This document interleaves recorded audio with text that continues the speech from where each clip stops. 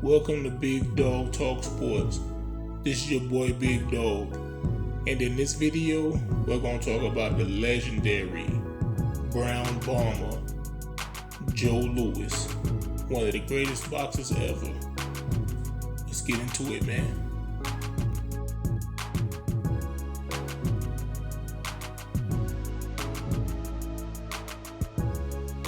Alright, man, so the Brown Bomber, Joe Louis, came out of Chambers County, Alabama.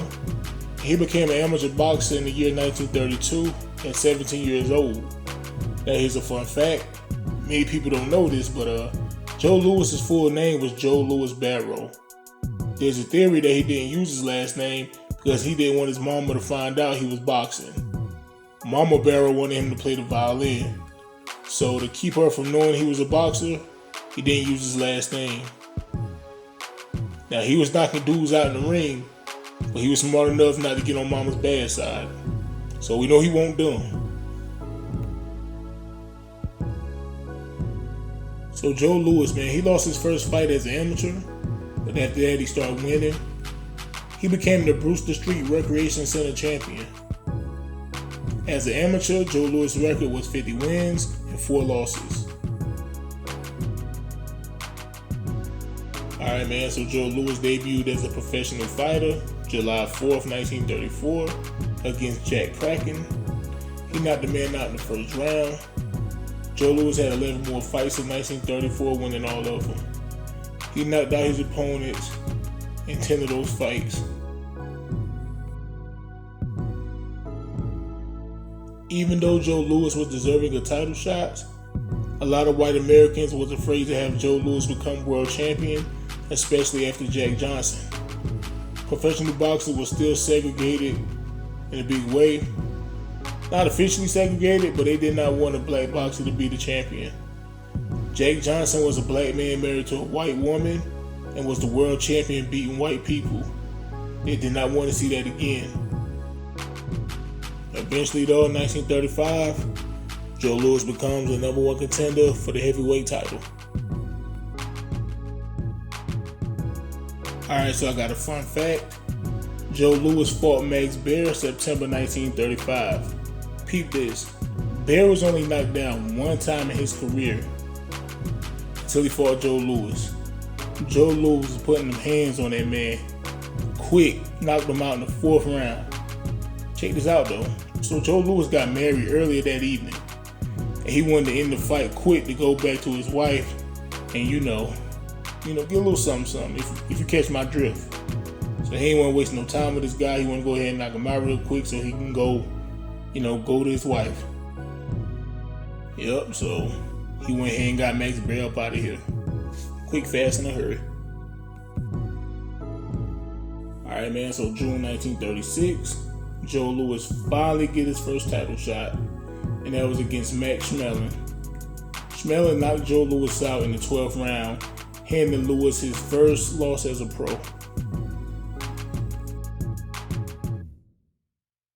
Alright, man, so June 1937, Joe Louis faced James Braddock, beat him for the NYSAC, the NBA, and the ring heavyweight titles.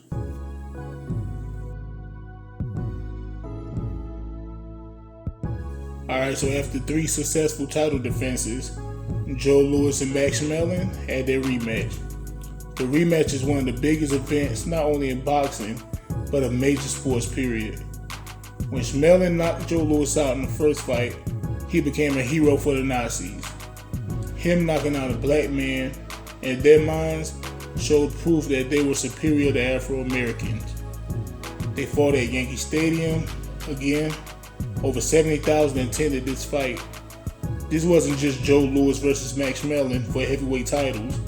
This was the United States of America versus Nazi Germany, according to millions of people. Joe Louis knocked this dude out in 2 minutes. Joe knocked Schmeling down 3 times in 2 minutes. Max Schmeling's corner threw in the towel. They say this is the first time a lot of white people openly rooted for a black man to win a fight against a white boxer. This fight was truly historic. Alright, man, so from January 1939 till May 1941, Joe Louis had 13 title defenses and won every last one of them. Convincingly won every last one of them. Let me tell you how rude people can be, man. So the opponents he fought in this time, they were nicknamed the Bum of the Month. What makes it so bad though, man, Joe Louis' opponents in that time period, they was ranked in the top 10. The disrespect, man. Joe Louis was beating them that bad, even though they was ranked top 10. Alright, man, so we go to June 1941. This was considered one of the greatest fights of all time. Joe Louis versus Billy Conn. What's crazy, man, is Billy Conn actually had the fight won. His corner told him to fight from a distance in the later rounds, but for some reason, Billy Conn, he wanted to be hard-headed, man. He decided to continue fighting close with Joe Louis. Joe Louis put him down and out in the 13th round. I don't know why he didn't listen to his corner. He decided to keep going toe-to-toe with Joe Louis and got laid out. So March 1st, 1949, Joe Louis announced his retirement, and then he stepped back into the ring. He was over $500,000 in debt with the IRS. He wanted to retire because he knew he was out of his prime. He didn't really have the skills he once had, but he had to pay off this debt, sadly. So his first match back, he fought Ezzard Charles. The fight went down September 1950, and Ezzard Charles kind of beat the brakes off Joe Louis, man. He had cuts on both eyes, above both his eyes, man. One of his eyes was swollen shut. It was just swollen so bad, man. It was crazy. Ezzard Charles won his match by unanimous decision.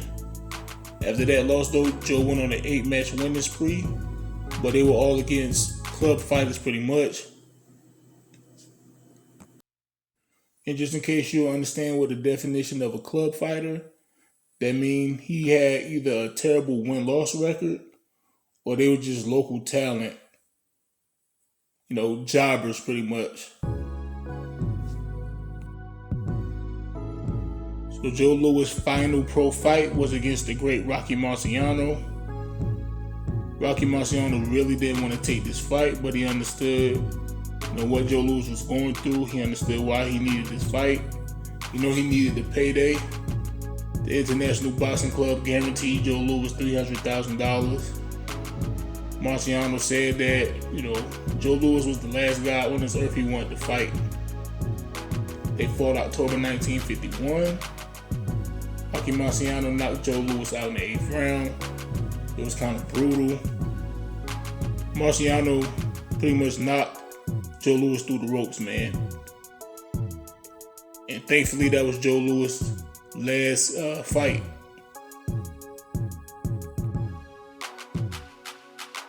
Alright, y'all, so Joe Louis retired as one of the greatest boxers to ever put on gloves. He finished with a record of 66 wins, 3 losses, and 52 of those wins was by knockout. Alright, and that was another episode of Lords of the Ring. And wait, hold up, before I go, one more fun fact before I head out. Joe Louis was the first black boxer to headline a major event that drew over $1 million. Just had to throw that out there. But like, share, comment, subscribe. Big Dog out.